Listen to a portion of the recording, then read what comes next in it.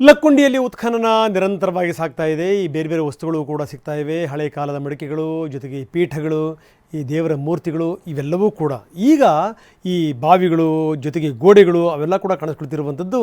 ಮುಂದಿನ ದಿನಗಳಲ್ಲಿ ಇದೇನೋ ಒಂದು ದೊಡ್ಡ ಮಟ್ಟದಲ್ಲಿ ಇತಿಹಾಸದ ಕುರುಹುಗಳನ್ನು ಅನಾವರಣ ಮಾಡುತ್ತೆ ಅನ್ನಲಿಕ್ಕೆ ಸಾಕ್ಷಿ ಆಗಿದೆ. ಲಕ್ಕುಂಡಿ ಗ್ರಾಮದಲ್ಲಿ ಬಗದಷ್ಟು ಇತಿಹಾಸ ಹೊರಗೆ ಬರ್ತಾ ಇದೆ. ಅವ ಮೂರ್ತಿ ಏನು ಲಕ್ಷ್ಮಿ ಇಲ್ಲವೇ ಸರಸ್ವತಿ ಮೂರ್ತಿ ಇರಬಹುದು ಅಂತೇಳಿ ಈಗಾಗಲೇ ಹೇಳಲಾಗ್ತಿದೆ. ಅದು ಗಣೇಶನ ಮೂರ್ತಿ ಅಂತ ಹೇಳಲಾಗ್ತದೆ.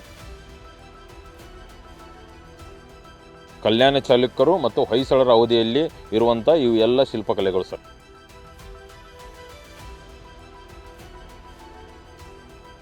ದೊಡ್ಡ ಘಟಸರ್ಪ, ಜೋಡಿ ನಾಗರ, ಶಿವ, ಗಣೇಶ, ಲಕ್ಷ್ಮೀದೇವಿಯ ವಿಗ್ರಹ, ಬಾವಿಯಲ್ಲೂ ಶಿಲೆಗಳು, ಮನೆಯ ಗೋಡೆಗಳಲ್ಲೂ ದೇವರ ಮೂರ್ತಿಗಳು. ಐತಿಹಾಸಿಕ ಲಕ್ಕುಂಡಿಯಲ್ಲಿ ಬಗೆದಷ್ಟು ಕುತೂಹಲ, ಕೌತುಕ. ಗ್ರಾಮದಲ್ಲಿ ಎಲ್ಲಿ ನೋಡಿದ್ರೂ ಶಿಲ್ಪಕಲೆಗಳೇ ಕಾಣಸಿಗ್ತಾ ಇವೆ.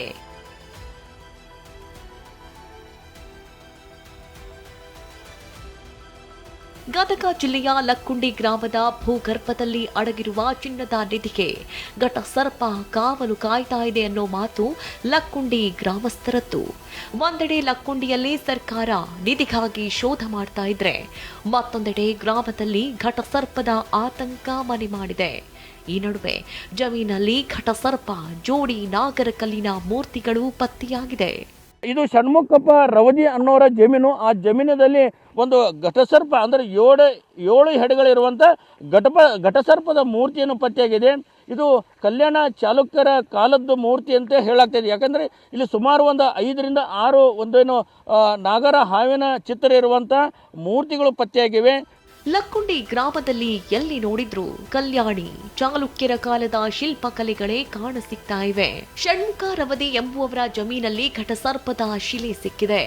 ಅಂದಿನ ಕಾಲದ ಬಾವಿಯಲ್ಲಿ ಚಾಲುಕ್ಯರ ಕಾಲದ ಅಲಂಕಾರಿಕ ಸುಂದರ ಶಿಲೆಗಳು ಸಿಕ್ಕಿವೆ. ಉತ್ಖನನ ಜಾಗದಲ್ಲೂ 2 ನಾಗರ ಕಲ್ಲು ದೊರೆತಿವೆ. ಅಷ್ಟೇ ಅಲ್ಲ, ತೋಟದ ಮನೆಯ ಗೋಡೆಯಲ್ಲಿ ಎಲ್ಲಿ ನೋಡಿದ್ರೂ ಶಿಲೆಗಳೇ ಇವೆ. ಮತ್ತೊಂದು ಬಾವಿಯಲ್ಲಿ ಕಲ್ಯಾಣ ಚಾಲುಕ್ಯರ ಕಾಲದ ಏನು ಆಕರ್ಷಕ ಶಿಲೆಗಳು ಪತ್ತೆಯಾಗಿವೆ. ಈ ಜಮೀನಿನಲ್ಲಿ ಪುರಾತನ ಕಾಲದ ಒಂದು ಬಾವಿ ಇದೆ. ಆ ಬಾವಿಯಲ್ಲಿ ಏನು ಚಾಲುಕ್ಯರ ಕಾಲದ್ದು ಶಿಲೆಗಳು ಪತ್ತೆಯಾಗ್ತವೆ. ನೋಡ್ಬೋದು, ಸಾಕಷ್ಟು ಆಕರ್ಷಕವಾದಂತಹ ಕಲೆಗಳು ಇದ್ದಾವೆ. ಆ ಭಾಗದಲ್ಲಿ ಅಲ್ಲಿ ಏನು ನೀರು ಬೀಳ್ತದೆ, ಆ ನೀರು ಬೀಳದ ಏನು ಕೆಳಭಾಗದಲ್ಲಿ ಒಂದು ಶಿಲೆಗಳು, ಇವೆಲ್ಲವೂ ಕೂಡ ಅಲಂಕಾರಿಕ ಶಿಲೆಗಳು ಅಂತ ಹೇಳ್ತಾರೆ. ಅತ್ತ ಜಮೀನು ಮಾಲೀಕ ರೈತ ಕಲ್ಲಯ್ಯ ಬಳಗಾನೂರು TV9 ಜೊತೆ ಮಾತನಾಡಿದ್ರು. ನಮ್ಮ ಪೂರ್ವಜರು ಈ ಮನೆ ಕಟ್ಟಿದ್ದು, ಗೋಡೆಗಳಲ್ಲಿ ಮೂರ್ತಿಗಳಿರೋದು ನಮಗೆ ಗೊತ್ತಿಲ್ಲ.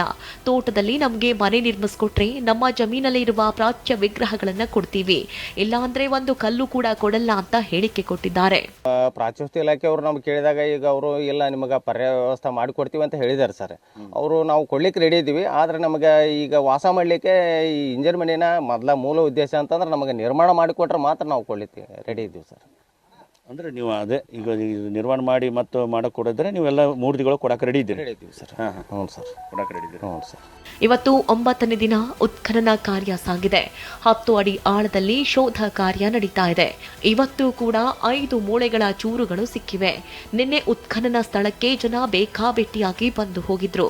ಇದರಿಂದ ಎಚ್ಚೆತ್ತ ಅಧಿಕಾರಿಗಳು ಇವತ್ತು ಉತ್ಖನನ ನಡೀತಾ ಇರೋ ಸ್ಥಳಕ್ಕೆ ಬೇಲಿ ಹಾಕಿಸಿದ್ದಾರೆ. ಮತ್ತೊಂದು ವಿಶೇಷ ಅಂದ್ರೆ ಇವತ್ತು ಶನಿವಾರವಾಗಿದ್ದು ನಿಧಿಗಾಗಿ ಶೋಧ ನಡೀತಾ ಇರುವ ಸ್ಥಳಕ್ಕೆ ವಾನರ ಸೇನೆಯು ಎಂಟ್ರಿ ಕೊಟ್ಟಿತ್ತು. ಕೋಟೆ ವೀರಭದ್ರೇಶ್ವರ ದೇವಸ್ಥಾನದ ಆವರಣದಲ್ಲಿ ವಾನರ ಸೇನೆಯ ಓಡಾಟ ಕುತೂಹಲ ಕೆರಳಿಸಿತು. ಸಂಜೀವ್ ಪಾಂಡ್ರೆ, TV9 ಗದಗ.